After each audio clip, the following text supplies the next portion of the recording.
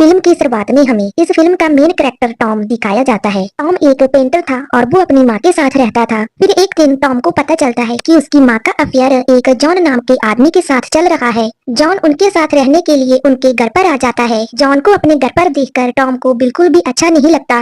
वो घर से निकलकर अपने दोस्त डोना के क्लब में चला जाता है। क्लब में टॉम को एक लड़की दिखाई देती है, जिसे देखते ही वो उसे प्यार करने लगता है। फिर अचानक से वो लड़की आकर टॉम से पूछती है कि क्या तुम मेरे साथ डांस करोगे। टॉम उसके साथ डांस करने लगता है। वो लड़की उसे अपना नाम रिया बताती है। फिर कुछ देर के बाद रिया वहाँ से चली जाती है। टॉम अब रिया से बहुत प्यार करने लगा था, इसीलिए वो अगली सुबह अपने दोस्त डोना के पास जाता है। वो डोना से रिया का मोबाइल नंबर मांगता है और उससे पता करने की कोशिश करता है कि वो कहाँ पर रहती है। लेकिन डोना उससे कहता है कि उस लड़की के बारे में कोई नहीं जानता। लेकिन ना तो उसके पास मोबाइल है और ना ही वो सोशल मीडिया पर एक्टिव है। मुझे उसके बारे में ये सारी बातें बहुत अजीब लगती हैं। लेकिन टॉम तो अब उससे प्यार करने लगा था। टॉम को बिल्कुल भी समझ में नहीं आ रहा था कि अब वो रिया को कहाँ पर ढूंढे। फिर वो अपने घर को लौट जाता है। घर पर पहुँचते ही टॉम की माँ उससे कहती है कि अब जॉन मेरे साथ रहेगा और तुम जॉन के फ्लैट में रहोगे। टॉम अपनी माँ की ये बात सुनकर बहुत उदास हो जाता है, लेकिन वो कुछ नहीं कर सकता था। वो अपनी माँ की बात मानकर वहाँ से चला जाता है। टॉम की जिंदगी बहुत खराब चल रही थी, क्योंकि ना ही उसके पास पैसे थे और ना ही कोई नौकरी। लेकिन एक रात टॉम को डोना का कॉल आता है। वो उसे बताता है कि रिया मेरे क्लब में आई हुई है और अगर तुम उससे मिलना चाहते हो तो तुम जल्दी से मेरे क्लब में आ जाओ। टॉम जल्दी से क्लब में पहुंच जाता है। क्लब में पहुंचकर टॉम देखता है कि रिया किसी दूसरे लड़के के साथ है। रिया को किसी और लड़के के साथ देखकर टॉम का दिल टूट जाता है और फिर वो अपने फ्लैट पर वापस लौट आता है। लेकिन तभी उसे अचानक से पता चलता है कि उसके पीछे पीछे रिया आ चुकी है। रिया टॉम से कहती है कि मैं क्लब से ही तुम्हारा पीछा कर रही थी। फिर टॉम रिया से पूछता है कि तुम्हारे बॉयफ्रेंड का क्या हुआ जिसके साथ तुम क्लब में थी। रिया टॉम के इस सवाल का अजीब ही जवाब देती है। वो कहती है कि वो टेस्ट में अच्छा नहीं था। टॉम को बिल्कुल भी समझ में नहीं आता कि रिया ऐसी बातें क्यों कर रही है। फिर रिया टॉम से कहती है कि क्या तुम मुझे अपने फ्लैट में नहीं बुलाओगे। रिया के कहने पर टॉम उसे अपने फ्लैट में बुला लेता है। टॉम इस बात से बहुत खुश था कि रिया खुद ही उससे मिलने आई है। फिर रिया टॉम से कहती है कि तुम मुझसे डरना मत। लेकिन टॉम को समझ में नहीं आ रहा था कि रिया ऐसा क्यों कह रही है। फिर वो दोनों सो जाते हैं। कुछ देर के बाद जब टॉम की आंख खुलती है तो टॉम देखता है कि रिया उसके हाथ से खून पी रही है और फिर टॉम को पता चल जाता है कि रिया एक मामूली लड़की नहीं, वो एक वैम्पायर है। रिया की सच्चाई जानकर टॉम बहुत डर जाता है। वो रिया से डरकर अपने बाथरूम में चला जाता है। रिया उसे बहुत समझाती है कि मुझसे मत करो, लेकिन टॉम को समझ में नहीं आ रहा था कि अब वो क्या करे। रिया उससे कहती है कि तुम फिक्र मत करो, तुम्हारे घाव जल्दी से ठीक हो जाएंगे। लेकिन टॉम रिया की कोई भी बात नहीं सुन रहा था। फिर रिया उससे कहती है कि क्या तुम चाहते हो कि मैं जहाँ से चली जाऊँ। अगर तुम चाहते हो कि मैं जहाँ से चली जाऊँ तो मैं चली जाऊंगी। टॉम उसे वहाँ से जाने के लिए कह देता है। रिया कहती है कि ठीक है, मैं जहाँ से चली जाऊंगी, लेकिन मैं अपने घर का फोन नंबर जहाँ पर लिख के जा रही हूँ, अगर तुम्हें मुझसे बात करनी हो तो तुम कर सकते हो। और फिर उसके बाद रिया वहाँ से चली जाती है। टॉम इस बात से बहुत डरा हुआ था कि जिस लड़की से उसे प्यार हुआ वो एक वैम्पायर है।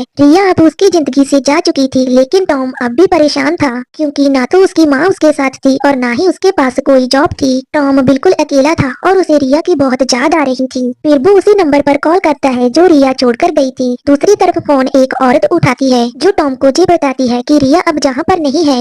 लेकिन कुछ देर के बाद टॉम के फोन पर एक कॉल आती है और ये फोन रिया का था। टॉम रिया से कहता है कि मैं तुम्हें मिस कर रहा था और मैं तुमसे बात करना चाहता था। रिया टॉम से कहती है कि क्या तुम ये चाहते हो कि मैं तुम्हारे पास आ जाऊं। टॉम कहता है हाँ, कि तुम मेरे पास आ जाओ। टॉम के हाँ कहने की ही देर थी, रिया एक पल में ही उसके फ्लैट के दरवाजे पर आ जाती है। रिया को देखकर टॉम अभी भी डर रहा था। वो रिया से पूछता है क्या तुम सचमुच ही एक वैम्पायर हो। रिया उसे बताती है कि हाँ, मैं वैम्पायर हूँ। टॉम रिया से पूछता है कि क्या तुम मुझे मारना चाहती हो। रिया कहती है कि नहीं, मैं तुम्हें बिल्कुल भी मारना नहीं चाहती, मैं तो सिर्फ तुम्हारा खून पीना चाहती हूँ, वो भी तुम्हारी परमिशन के साथ। अगर तुम्हारी इजाजत होगी मैं फिर ही तुम्हारा खून पीऊंगी, वरना मैं तुम्हें टच भी नहीं करूंगी। फिर रिया टॉम से कहती है कि अगर तुमने मुझे अपने घर पर इनवाइट नहीं किया तो मैं तुम्हारे घर के अंदर नहीं आ सकती। फिर टॉम रिया को अपने घर पर इनवाइट कर लेता है। टॉम रिया से बहुत प्यार करता था, इसीलिए वो रिया को अपना खून पीने देता है। फिर रिया टॉम का खून पीने लगती है। फिर अगली सुबह रिया टॉम से कहती है कि मैं तुम्हें अच्छा सा ब्रेकफास्ट करवाऊंगी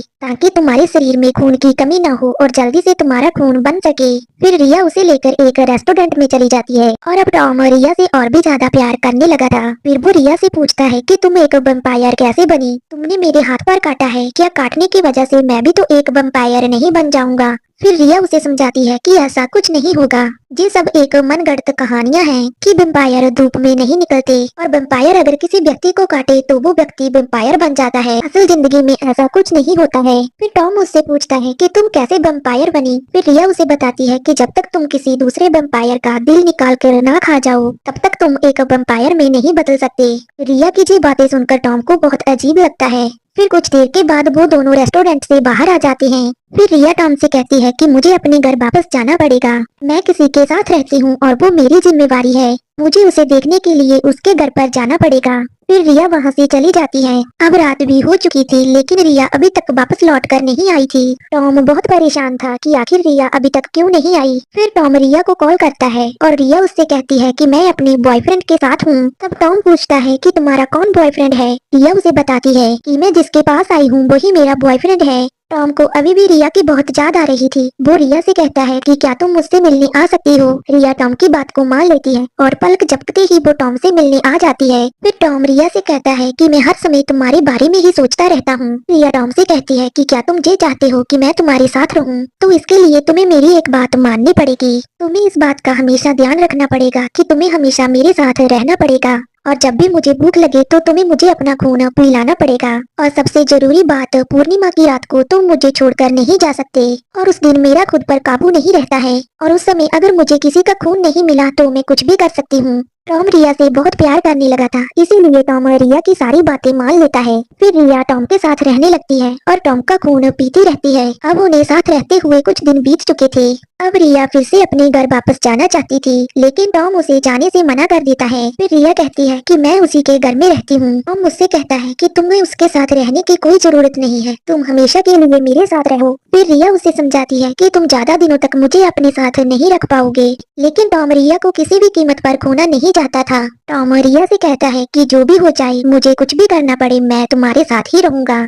फिर रिया टॉम से कहती है कि ठीक है, तुम मेरे साथ मेरे घर पर चलो, मैं अपना सामान लेकर जहाँ पर आ जाऊंगी। टॉम रिया की ये बात मान लेता है। फिर वो दोनों रिया के घर पर जाने लगते हैं। फिर रिया टॉम से कहती है कि तुम मुझे अपने घर की चाबी दे दो और अगर तुमने मुझे अपने घर की चाबी दे दी तो इसका मतलब ये होगा कि तुमने मुझे हमेशा के लिए अपने घर में इनवाइट कर लिया है। टॉम रिया से कहता है कि अगर तुम्हें कोई अपने घर पर इनवाइट नहीं करेगा तो क्या होगा। रिया कहती है कि फिर मैं उसके घर में बिल्कुल भी नहीं घुस सकती और अगर मैं किसी के घर में जबरदस्ती घुसूंगी तो मेरी शक्तियाँ कमजोर हो जाएंगी और मेरी मौत भी हो सकती है। फिर रिया और टॉम उस घर पर पहुंच जाते हैं जहां पर रिया रहती थी। फिर टॉम की मुलाकात उस लड़के से होती है जिसे रिया अपना बॉयफ्रेंड बताती थी। उस लड़के का नाम एंड्रयू था। टॉम देखता है कि एंड्रयू की हालत बहुत खराब लग रही है। उस घर में एक और औरत भी थी जो रिया के कहने पर एंड्रयू का ध्यान रख रही थी। फिर टॉम उस औरत से पूछता है कि एंड्रयू की उम्र कितनी है, तो वो औरत टॉम को बताती है कि इसकी उम्र तो सिर्फ 35 साल है। टॉम उसकी हालत देखकर बहुत परेशान हो जाता है कि 35 वर्ष की उम्र में एंड्रयू इतना बूढ़ा कैसे लग रहा है। समझ जाता है कि रिया लोगों का खून पीने के साथ साथ उनकी उम्र भी पी लेती है और जो हालत अब एंड्रयू की है वो अब मेरी भी होने वाली है।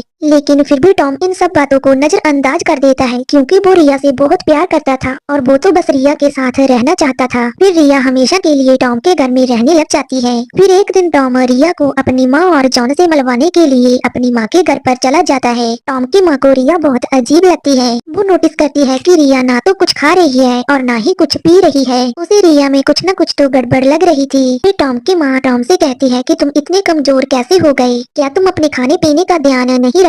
तभी अचानक से टॉम की नाक से खून बहने लगता है। उसके नाक से खून बहता हुआ देखकर टॉम की माँ और जॉन बहुत परेशान हो जाते हैं। टॉम का खून देखकर रिया की हालत खराब होने लगती है और वो वहाँ से उठकर घर से बाहर चली जाती है। रिया टॉम को अपने साथ चलने के लिए कहती है। टॉम की माँ टॉम को जाने से रोकती है। वो टॉम से कहती है कि तुम्हारी तबीयत बिल्कुल भी ठीक नहीं है, तुम मत जाओ। रिया अभी भी टॉम को अपने साथ चलने के लिए कह रही थी और टॉम की मॉम उसे जाने से रोक रही थी। टॉम रिया से कहता है कि तुम मेरा इंतजार करो, मैं आ रहा हूँ। टॉम अपनी माँ को समझाकर रिया को लेकर वहाँ से चला जाता है। रिया अब बहुत गुस्से में थी। वो टॉम से कहती है कि फिर कभी मेरी बात काटने की कोशिश मत करना। मैं तुम्हें जो भी बोलूँ तुम मेरी बात फौरन मान लेना, वरना मैं तुम्हें जान से मार डालूंगी। रिया की ये बात टॉम को बहुत बुरी लगती है। फिर रात के समय टॉम देखता है कि रिया जोर जोर से चिल्ला रही है, तो टॉम उसके पास जाकर पूछता है कि क्या हुआ है। तब रिया बताती है कि एंड्रयू मर चुका है मुझे महसूस हो रहा है कि एंड्रयू अब इस दुनिया को छोड़कर जा चुका है। एंड्रयू की मौत से रिया बहुत परेशान थी और बहुत रो रही थी। टॉम उसे कहता है कि तुम फिक्र मत करो, सब कुछ ठीक हो जाएगा।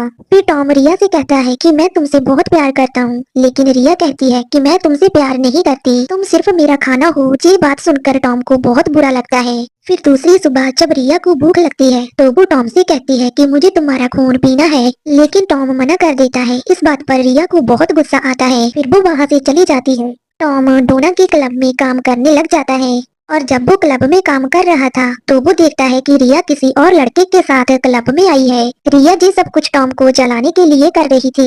रिया को किसी और लड़के के साथ देखकर टॉम को बहुत गुस्सा आता है और फिर वो उनके पास जाकर उस लड़के को मारने लगता है और तभी टॉम बेहोश होकर नीचे गिर जाता है। अब टॉम की हालत बहुत खराब हो चुकी थी। फिर टॉम को हॉस्पिटल में एडमिट करवाया जाता है। टॉम को देखने के लिए उसकी माँ और जॉन हॉस्पिटल में आते हैं। फिर टॉम की मॉम टॉम से कहती है कि तुम्हारी हालत बहुत खराब हो चुकी है, अब से तुम मेरे साथ रहोगे, अब तुम उस लड़की के साथ बिल्कुल नहीं रहोगे। फिर टॉम की मॉम और जॉन कुछ दिनों के लिए टॉम को अपने घर पर ले आते हैं। टॉम की माँ तो उसे अपने साथ रखना चाहती थी, लेकिन जॉन नहीं चाहता था कि टॉम उनके साथ रहे। जॉन टॉम की माँ को बहुत समझाता है, लेकिन वो अब टॉम को अकेले नहीं रहने देना चाहती थी। फिर जॉन डिसाइड करता है कि वो ही कुछ दिनों के लिए अपनी फ्लाइट में जाकर रहेगा। फिर अगली सुबह जॉन उस फ्लाइट में रहने के लिए चला जाता है जहाँ पर पहले से ही रिया रह रही थी। टॉम जानता था कि जॉन की जान खतरे में है। वो उसे रोकने की बहुत कोशिश करता है, लेकिन जॉन टॉम की बात बिल्कुल नहीं मानता। और दूसरी तरफ रिया काफी दिनों से भूखी थी और वो अपनी भूख को कंट्रोल नहीं कर पा रही थी।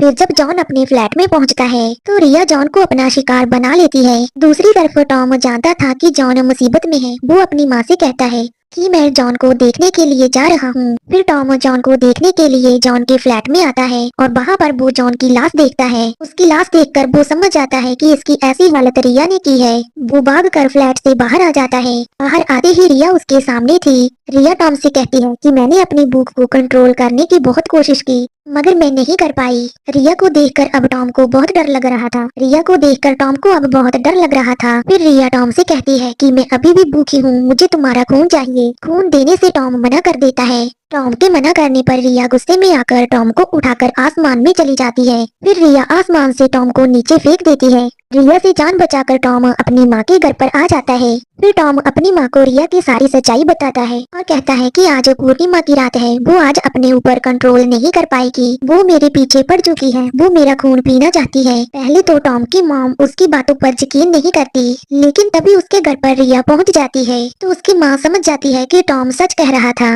रिया उस घर में इनवाइटेड नहीं थी, इसीलिए रिया उस घर में एंटर नहीं हो सकती थी। फिर टॉम की मॉम पुलिस को कॉल कर देती है। दूसरी तरफ रिया बहुत गुस्से में थी। वो टॉम को बाहर आने के लिए कह रही थी। टॉम अपनी माँ को कहता है कि उसके पास मत जाना और उसे ना ही घर में इनवाइट करना। फिर टॉम की मॉम एक चाकू उठाकर विंडो के पास जाकर रिया को धमकाने लगती है। तभी रिया विंडो को ओपन कर टॉम की माँ को बाहर खींच लेती है। फिर वो टॉम की मॉम को मारकर वहाँ से चली जाती है। फिर अगले दिन वहाँ पर पुलिस आ जाती है। पुलिस को ऐसा लगता है कि टॉम ने ही अपनी माँ को मार डाला है। टॉम पुलिस को रिया के बारे में बताता है, लेकिन पुलिस वाले उसकी बातों पर यकीन नहीं करते क्योंकि वो वैम्पायर की बातों को झूठ मानते हैं। पुलिस को लगता है कि टॉम की दिमागी हालत ठीक नहीं है, इसे असाइलम में भर्ती करवाना चाहिए। हॉस्पिटल में टॉम को सिर्फ रिया की ही याद आ रही थी। रिया की बातें और यादें उसे पागल कर रही थी, लेकिन धीरे धीरे वो ठीक होने की कोशिश करता है। वो रिया की यादों को मिटाने की कोशिश करता है। फिर एक दिन पुलिस टॉम के पास आती है और वो उससे कहती है कि हमें कोई सबूत नहीं मिला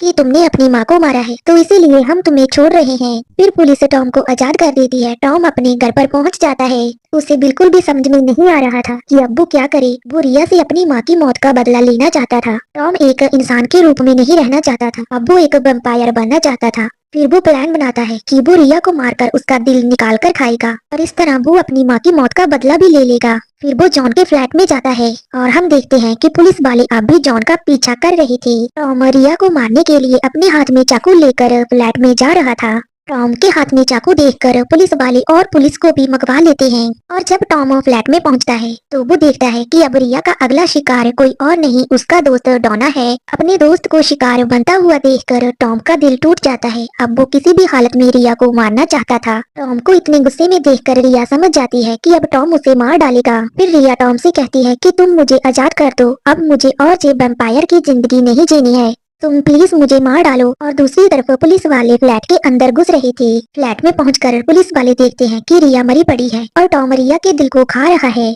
फिर टॉम भी एक वम्पायर में बदल जाता है। पुलिस को देखकर टॉम आसमान में उड़ जाता है। फिर पुलिस वाले भी वम्पायर पर यकीन कर लेते हैं। अब टॉम एक शिकार नहीं खुद एक शिकारी बन चुका था और यही पर ये मूवी खत्म हो जाती है।